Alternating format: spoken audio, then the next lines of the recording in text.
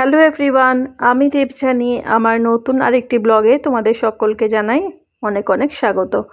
তো তোমাদের সাথে আজকে শেয়ার করব আধ ঘন্টার মধ্যে আমি সমস্ত রান্না কিভাবে কমপ্লিট করি।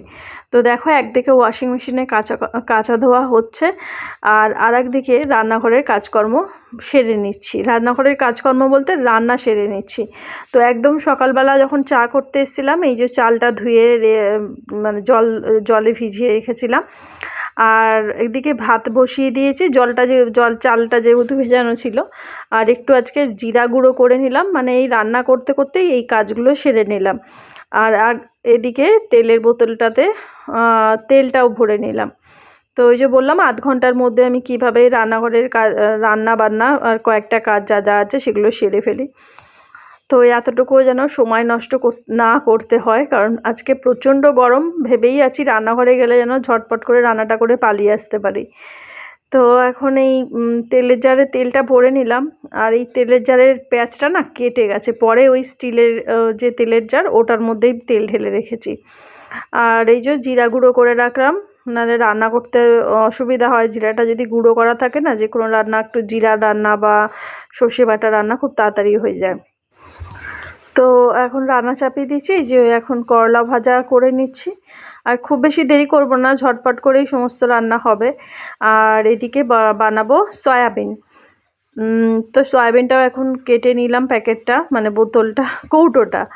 আর এই গরমের মধ্যে এখন দিয়ে দিলাম। খানিকক্ষণের জন্য একটু লোডশেডিং হয়েছিল, ওই জন্য ইন্ডাকশানে আর সয়াবিনটা জলে দিতে পারিনি, তো তাই গ্যাসেই বসিয়ে দিয়েছি সয়াবিনটা। আর এদিকে বরবটিও ভেজে নিচ্ছি, আর সয়াবিনটা রান্না করব। তো ওই যে জিরে গুঁড়োটা করে নিয়েছি, তো যাতে ঝটপট করে হয়ে যায়। আর জামা কাপড় যেটুকু যা কেচেছি সেগুলো মেলে দিলাম। আর আজকে আগের দিন যে মাছটা নিয়ে আসা হয়েছিল, সেই মাছটা কিছুটা ছিল, তো সেটা বলা হয়েছিল সয়াবিন এই সর্ষে বাটা দিয়ে রান্না করব। তো আজকে সেটা সর্ষে বাটা দিয়ে রান্না করব। এখনও কিন্তু রান্না কমপ্লিট হয়নি। তো উঠোনের দিকটা এসেছি, ওই যে জামা কাপড়গুলো মেললাম, আর দু একটা ফুল ফুটেছে একটু, সেগুলো তোমাদের সাথে শেয়ার করছি। আর ওই যে পদ্ম গাছটাও দেখালাম। তো এদিকে দুটো দেখলাম ফড়িং বসে আছে। ফড়িংগুলো না দেখতে ঠিক প্রজাপতির মতো, বেশ ছোটোবেলায় ফড়িং নিয়ে কত খেলতাম। এখানে দুখানা ফড়িং বসে আছে। বৃষ্টির শেষে না ফড়িং প্রচুর ওড়ে। তো কদিন বৃষ্টি হচ্ছিল, আজকে আর হয়নি, মেঘলা করেই আছে, কিন্তু বৃষ্টিটা আর নামেনি। তো দেখো, এই ফড়িংগুলো প্রচুর আকাশে ওড়ে যখন বৃষ্টি পুরো থেমে যায়, মানে ওয়েদারটা যখন সুন্দর হয়ে যায় সেই সময়। আর এই যে বালতিতে ড্রাগন গাছটাও রয়েছে। তো এই দিকটা একটুখানি বাইরেটা এসে একটু শেয়ার, মানে তোমাদেরটাকে একটু শেয়ার করছি, কারণ ওই যে রান্নাঘরে তো চলছে রান্না বান্না। তো আমি এরকম রান্না করতে করতে একটু বাইরে আসি, যদি ওয়েদার ভালো থাকে একটু উঠোনের দিকটাতে আসতে পারি, আর যদি ওয়েদার খারাপ থাকে তখন আবার ঘরে চলে যাই। তো দেখো, সয়াবিনটা বসিয়ে দিয়েছি, মানে বসিয়ে দিচ্ছি। তো যেটা বলছিলাম, তো সয়াবিনটা তো হচ্ছে। আর আমার হাজব্যান্ড আমাকে আগের দিন বলেছিল যে ওই সর্ষে বাটা দিয়ে মাছটা করতে। তা বলেছিলাম ঠিক আছে করব, পরের দিন করব। তো আজকে সেই দিন। তো সর্ষে বাটা দিয়ে মাছটা করলাম, কিন্তু না, ও খেলো না।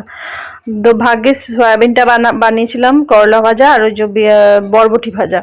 তো এই দিয়েই সে ভাত খেয়েছে। সে নিরামিষ হলেই তো ভালো, তার মাছ না হলেই চলে, এরম একটা অবস্থা। তো 4 পিস যেহেতু মাছ, সেটা রান্না করেছি। ও যেহেতু খেলো না, সেটা আবার আমার 2 দিন ধরে খেতে হলো। আর আমি যদি নিজের জন্য বানাতাম, হয়তো সর্ষে বাটা দিয়ে বানাতাম না, কারণ সর্ষে বাটাটা একটু রিচ মতো হয়। আর ওই যে মাইগ্রেনের জন্য আমি সর্ষে বাটাটাকেও আস্তে আস্তে অ্যাভয়েড করি।